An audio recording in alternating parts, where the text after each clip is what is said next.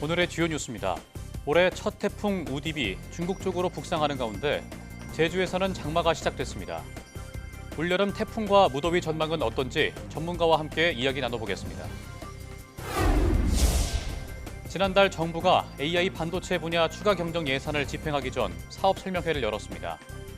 기업들의 의견을 듣고 지원책을 논의하면서 반도체 분야 지원에 속도를 내고 있습니다.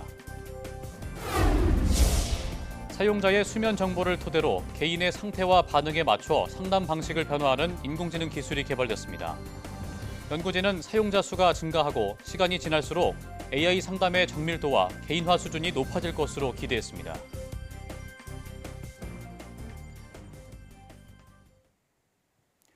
여러분 안녕하십니까? 사이언스 투데이 시작합니다.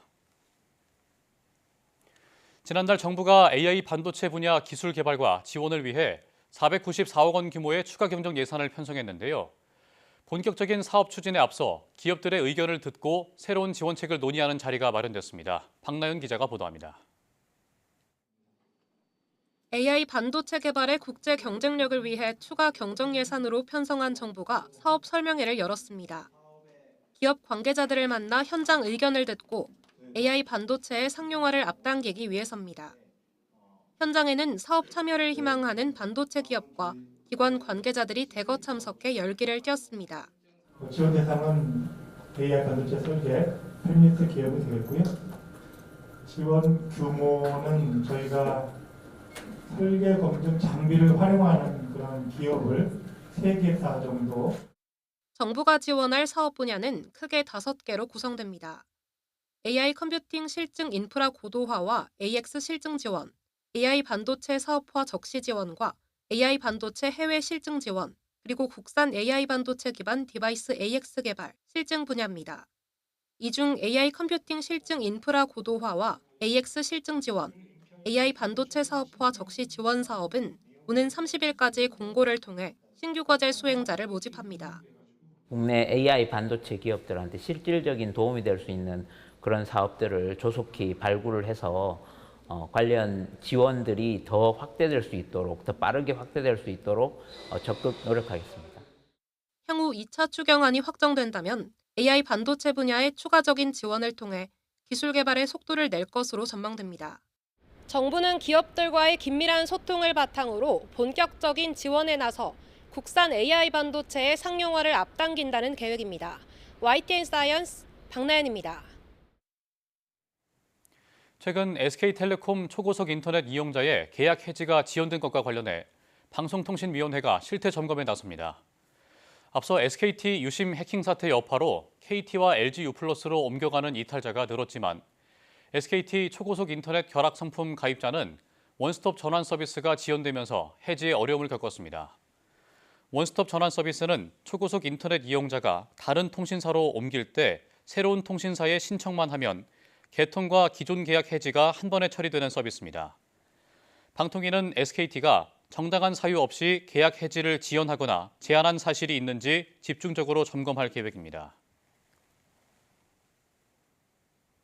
올해 남해 수온이 평년보다 더 오를 것으로 예측됐습니다. 지난해 경남에서 고수온 여파로 폐사 피해가 컸던 만큼 지자체는 긴장의 끈을 놓지 않고 있습니다. 임형준 기자가 보도합니다. 지난해 8월 경남 거제 조피볼락 양식장입니다. 물고기가 배를 드러낸 채 물 위에 둥둥 떠 있습니다. 고수온 탓에 조피볼락이 집단 폐사한 겁니다. 지난해 고수온으로 경남 통영 등 경남의 6개 지역에서 어류만 2,800여만 마리가 폐사했습니다. 어류와 멍게 등 피해액은 659억 원이 넘습니다. 고수온 특보도 62일 동안 이어졌습니다. 올여름 남해의 표층 수온이 평년보다 1도 높을 거라는 전망도 나왔습니다. 지난해와 같은 피해가 예상되는 겁니다. 지자체는 피해를 최소화하는 데 주력하고 있습니다.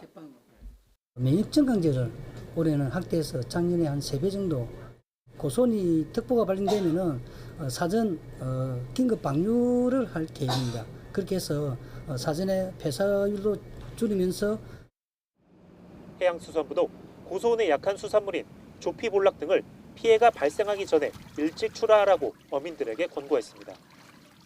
올해 경남 앞바다가 지난해보다 더 뜨거울 것이란 전망이 나온 가운데 각종 고수온 피해를 줄이려는 관계 당국의 고심이 깊어지고 있습니다. YTN 임영준입니다. 지난달 지구 표면의 평균 기온이 역대 5월 중 두 번째로 높았던 것으로 나타났습니다. 또 북극에 가까운 아이슬란드나 그린란드에서도 기록적인 폭염이 발생했고 빙상이 녹는 속도도 빨라졌습니다. 유럽연합의 기후변화 감시기구인 코페르니쿠스 기후변화연구소는 최근 발표한 보고서에서 지난달 지구의 평균 기온이 15.79도를 기록해 역대 두 번째로 더웠다고 밝혔습니다. 역사상 가장 더웠던 5월은 지난해로 당시 평균 기온은 15.9도였습니다. 여름철 폭염과 함께 에어컨, 선풍기 등 냉방기 사용이 늘면서 관련 화재도 증가하고 있어 각별한 주의가 필요합니다.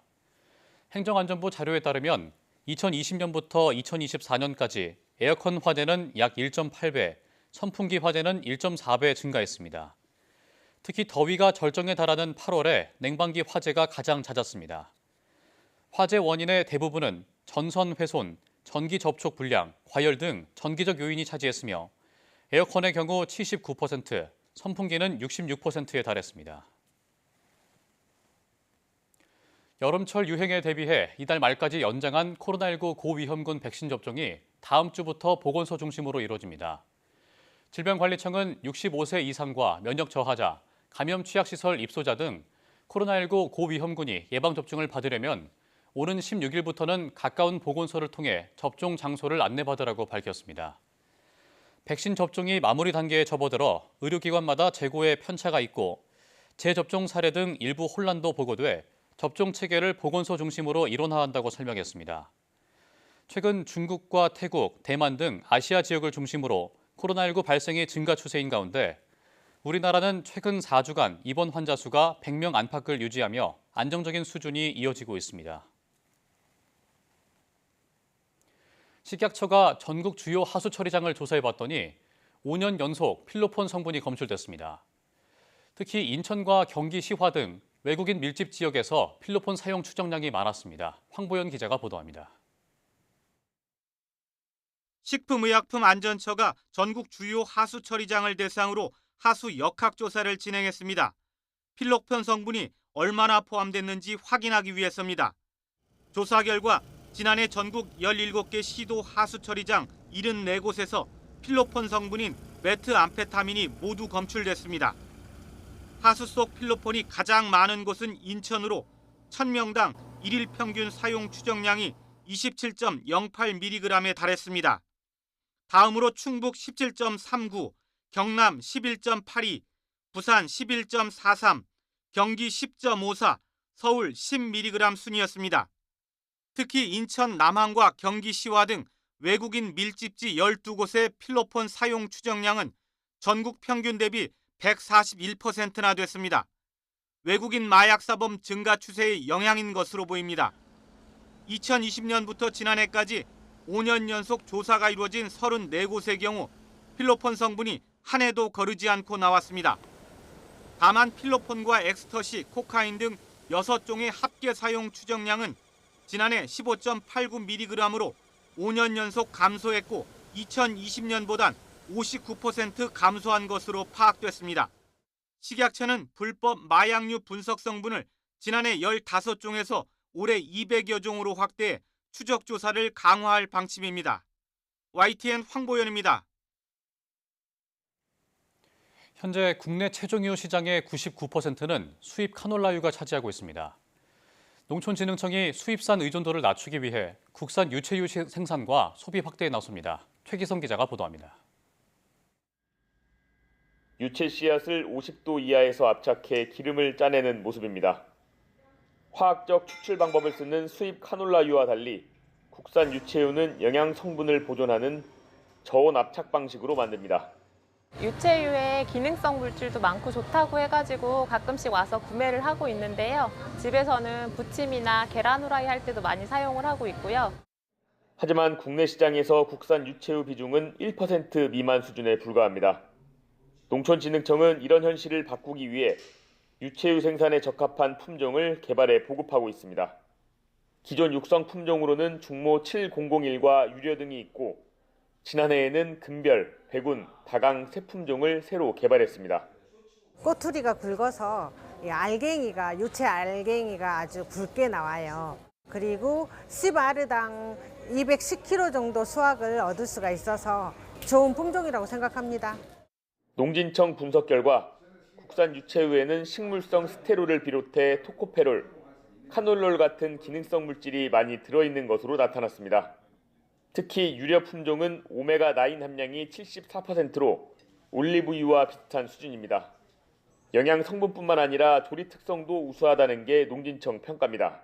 발연점이 높기 때문에 샐러드 드레싱부터 부침, 전 요리까지 아주 다양하게 활용할 수 있는 기름입니다. 국산 유채유 생산 확대를 위해 농진청은 전남, 영암, 해남 등 전국 7곳에 430헥타르 규모의 생산용 재배단지를 조성했습니다. 다만 소비자 절반 이상이 국산 유채유를 모르는 등 낮은 인지도 개선이 과제로 남아 있습니다. YTN 최기성입니다. 한국전자통신연구원이 사용자의 수면 정보를 토대로 개인의 상태와 반응에 맞춰 상담 방식을 변화하는 인공지능 기술을 개발했습니다.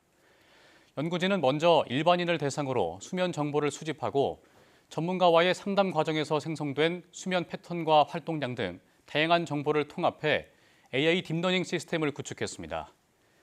연구진은 이 시스템이 지식 그래프 형태로 정보를 축적하기 때문에 사용자 수가 증가하고 시간이 지날수록 상담의 정밀도와 개인화 수준이 높아진다고 설명했습니다. 일론 머스크 테슬라 최고 경영자는 오는 22일 로보택시 서비스를 출시할 예정이라고 밝혔습니다. 머스크는 로보택시 서비스 출시에 관해 묻는 이용자의 질문에 잠정적으로 6월 22일이며 안전 문제에 대해 매우 신중하게 접근하고 있기 때문에 이 날짜는 변동될 수 있다고 답했습니다. 이어 공장의 라인 끝에서 고객 집까지 자율주행에서 갈 최초의 테슬라는 오는 6월 28일이라고 덧붙였습니다. 테슬라의 로보택시 서비스는 오스틴의 제한된 지역에서 사람이 원격으로 감독하는 가운데 운행됩니다.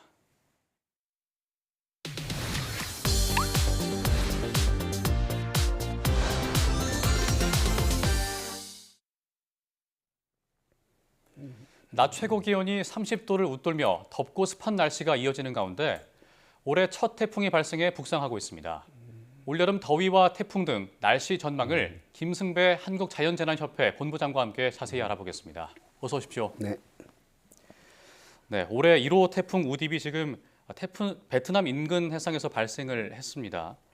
경로는 어떻게 전망을 하시고 우리나라에는 어떤 영향을 미칠까요? 네, 그렇습니다. 이 우딥이 제1호 태풍이 필리핀의 동쪽 바다에서 생긴 게 아니고 필리핀의 왼쪽 서쪽 바다에서 발생을 했습니다. 예. 어제 11일 오전에 발생한 이후 중국 그 하이난 섬을 향해서 북상 중인데 이 태풍이 약 한 3, 4일 뒤면 중국 대륙으로 상륙을 해서 태풍의 세력을 잃을 것으로 전망이 됩니다. 그래서 이 태풍의 위력을 가지고 우리나라에까지 오진 못할 것으로 보입니다.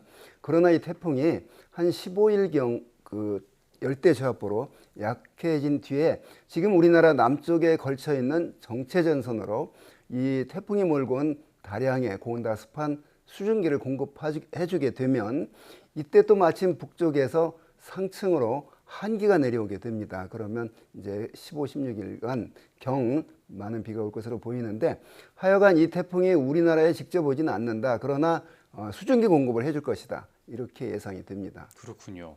경로가 일단 중국으로 갔다가 우리나라에 영향을 미치지는 않는 거군요. 그러니까 우리나라 쪽으로 그 위력을 가지고 오진 못하지만 예. 중국 대륙으로 상륙을 하면 내륙으로 상륙을 하면 마찰력 때문에 태풍이 급격히 힘을 잃게 되거든요. 예. 이제 그런 그 진로를 밟을 것으로 보입니다. 그렇군요.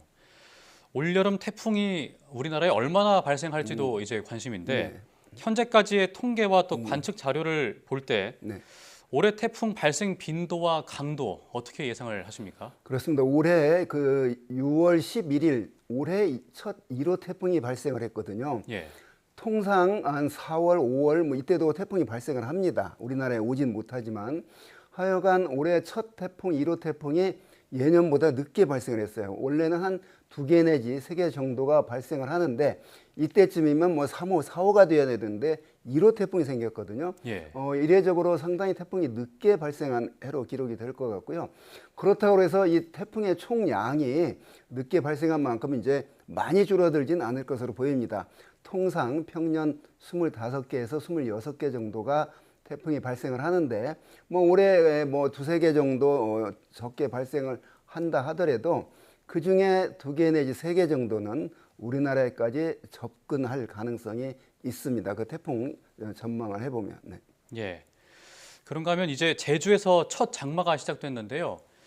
장마의 시작 시기를 예년과 좀 비교해 보면 어떨까요? 그렇습니다. 장마가 이제 우리나라는 통상 남쪽 제주도에서 그 다음에 남해안, 남부, 그 다음에 중부까지 남쪽에서부터 체계적으로 올라오고 또는 제주도와 남부, 중부가 동시에 한날에 시작하기도 하는데 오늘 지금 정체전선 영향으로 제주도에서 비가 내리고 있거든요. 예, 목요일 기상청이 기준이네요. 정한 예. 장마전선의 정의는 정체전선, 우리가 장마전선이라고 말하는, 기상청은 이제 장마전선이라는 말을 안 하고 정체전선이라고 말을 하는데 이 정체전선으로 비가 시작이 되면 그때 장마가 시작됐다 그러거든요. 오늘 장마 제주도에 시작이 됐으니까 통상 제주도에서 6월 19일 장마가 시작합니다. 과거 30년 동안 평균을 내보면 올해 12일 시작이 됐기 때문에 한 일주일 정도 예년보다 빨리 시작이 됐는데 올해 이 장마가 빨리 시작된 이유가 제주도 남쪽, 그러니까 중국 남부, 오키나와 일본 남쪽 해상으로 동서로 길게 정체 전선이 뚜렷하게 형성이 되었고 북태평양 고기압이 빨리 이 정체 전선을 제주도 쪽으로 밀어 올렸기 때문에 평년보다 약 일주일 정도 장맛비가 빨리 시작이 됐는데 어떤 해는 이렇게 빨리 시작하고 어떤 때 또 늦게 시작해서 7월에 첫 장마가 시작하기도 하는데 예. 뭐 매년 똑같지는 않지만 올해는 평년보다 좀 빨리 시작. 작년엔 6월 19일 날 제주도에 시작이 됐거든요. 네. 그러니까 올해가 어찌되고 평년보다 또 작년보다 장마가 일찍 제주도에서 시작을 했습니다.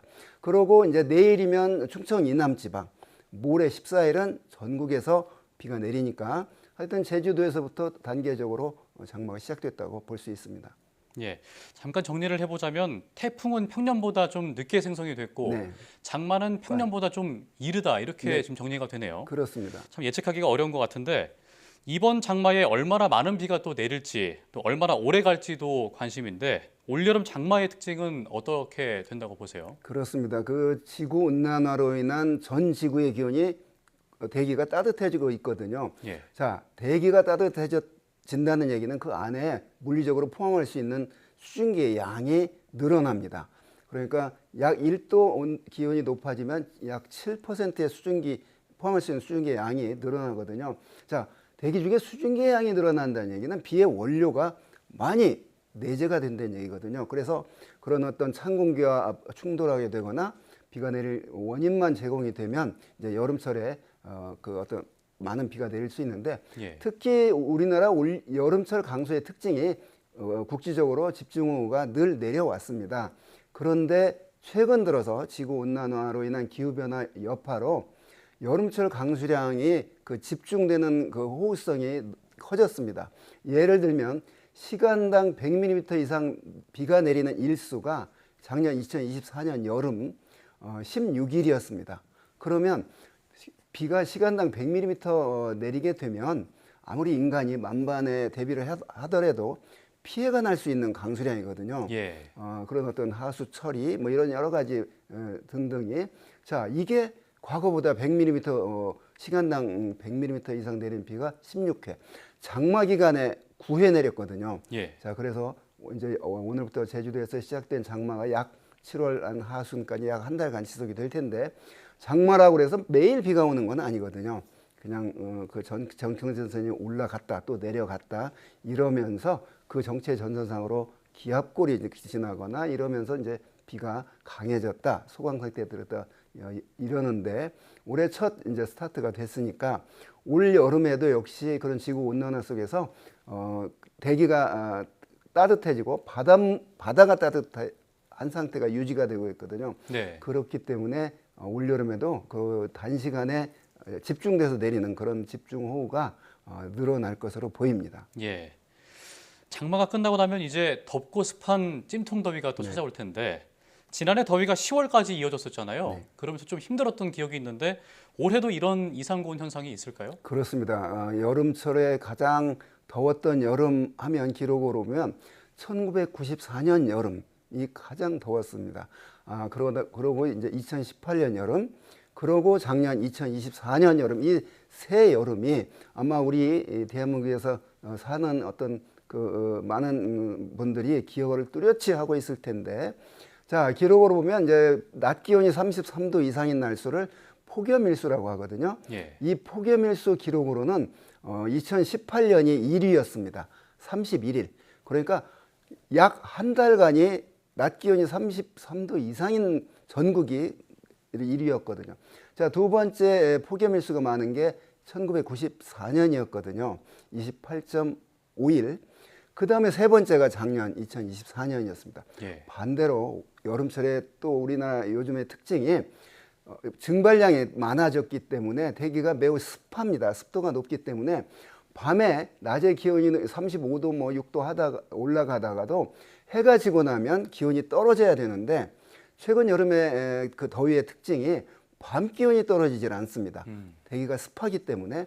그래서 열대야 일수로 많은 2024년 작년 여름이 1위였습니다. 예. 두 번째가 2018년, 세 번째가 1994년인데 이렇게 여름철 그 더위의 특징이 밤 기온이 크게 떨어지지 않고 있다. 또 작년처럼 9월, 10월까지도 늦더위가 이어진다. 특히 작년에 9월에 세운 그 폭염 일수나 열대야 일수는 1위였거든요. 9월에 예. 세운 그 나타난. 자, 이런 걸 추세로 봐서 올해도 올여름 역시 만만치 않을 것이다. 2024년 깼던 기록들을 올해 깰 것이냐, 이런 기록을 깰 것이냐, 이런 예측은 불가능하고요. 그러나 지구 온난화 속에서 역시 올해도 폭염일수, 열대야 일수 이게 늘어날 거고 또 그 폭우 강도가 강할 것이다. 이렇게 전망을 하고 있습니다. 예. 이제 끝으로 그럼 올여름 날씨에 대한 대비는 어떻게 해야 되고 또 건강 관리는 어떻게 해야 되는지도 한번 여쭤보겠습니다. 네, 그렇습니다. 여름철에 주는 피해가 폭우로 인한 어떤 침수 피해가 가장 많거든요. 또 강한 태풍으로 인한 그 강풍, 폭우 피해인데, 자, 우리나라 여름철 생각해 보면 원래 6, 7, 8, 3개월이 여름인데 더웠습니다. 무지하게 더웠는데 최근 들어서 지구 온난화 속에서 그 더웠던 여름이 더 더워졌습니다. 예. 그게 이제 폭염일수나 열대야 일수를 비교해 보면 확실히 통계적으로 더 그런 폭염일수가 늘어났거든요. 자, 이 원래 더웠던 여름인데 만약 여름이 서늘하게 되면 농사, 질병, 여러 가지 그 부작용이 나타나게 됩니다. 그래서 여름에는 당연히 더워야 됩니다. 우리나라. 그래야 그 에너지가 축적이 돼서 모든 식물, 인간, 동식물들이 다 추운 혹한을 견디게 되거든요. 자, 그래서 이제 우리가 겪고 있듯이 매년 지금 우리가 살고 있는 이 여름이 우리 인생에서 가장 시원한 여름이 될 것이다. 이렇게 말하잖아요. 무슨 얘기냐면 지금 작년 여름이 가장 시원한 여름이다. 뭐냐면 예. 내 인생에서 해가 지난 여름을 맞이할수록 기온이 조금이라도 높아진다는 얘기거든요. 점점 더워진다는 말씀이시죠? 점점 더워진다면. 그래서 우리가 그 더위 때 해야 되는 행동 요령들이 있거든요.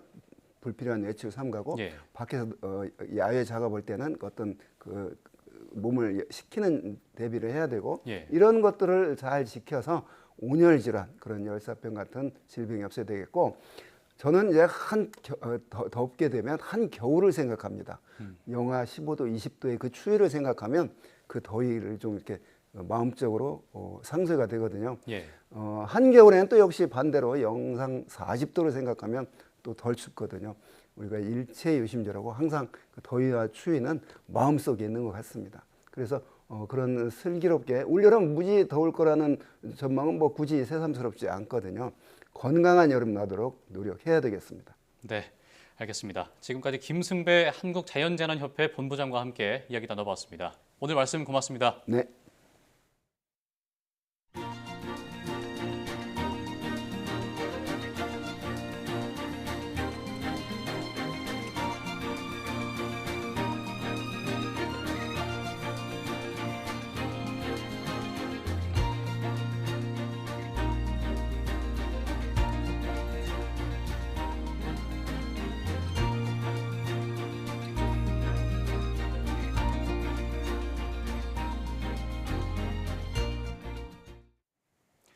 한낮에 30도를 웃도는 더위가 이어지면서 냉방기기 사용이 늘어나고 있는데요. 전기적 요인으로 자칫 화재가 발생할 수 있는 만큼 미리 안전점검을 하시는 게 좋겠습니다. 뉴스 마칩니다. 고맙습니다.